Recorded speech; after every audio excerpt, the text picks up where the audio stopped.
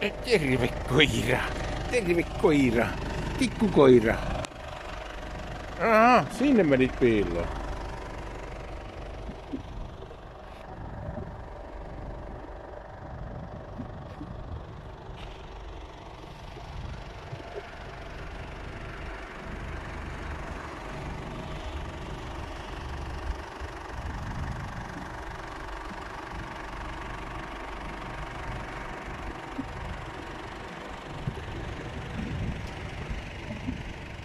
Baikkalille ollaan menossa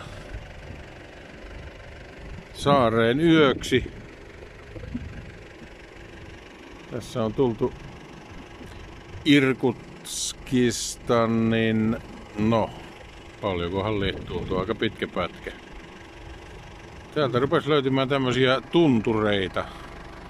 Tulomatkalla tuossa oltiin. Tää on nyt niinku laskeutumassa koko ajan alemmas tämä tie tuolta huippukohdaltaan, jossa oli kuitenkin vielä kasvustoa siellä tien varsilla, mutta no, täällä on koira. Täällä on koiran pentu. Penikka. Siellä oli vielä puita aika paljon, mutta nyt tämä yllättäen muuttuu tämä maisema, vaikka tämä niinku laskeutuu alaspäin, niin tämmöiseksi tunturiylängöksi. En tiedä mitä tää on. Mutta hyvin vähän on tuolla mäellä kasvannaisia. Joku joki tuossa näyttäisi menevän. Ankaraan tietenkin laskee.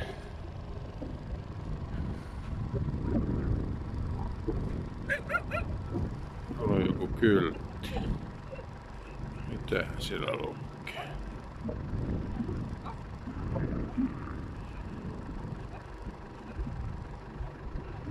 Anka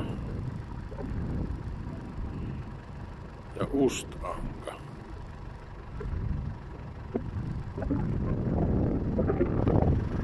Ja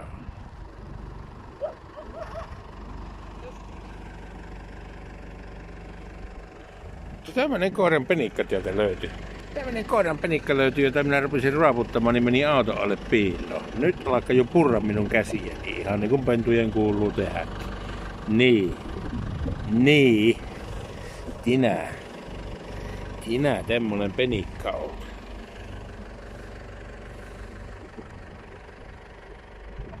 Tämmöisessä paikassa ollaan tänä päivänä menossa. Huomenna ollaan saaressa. Tai itse asiassa tänä iltana jo varmaan. Baikkalin saaressa. Siellä ei hirveästi saaria ole, mutta katsomaan minkälainen saari sieltä löytyy.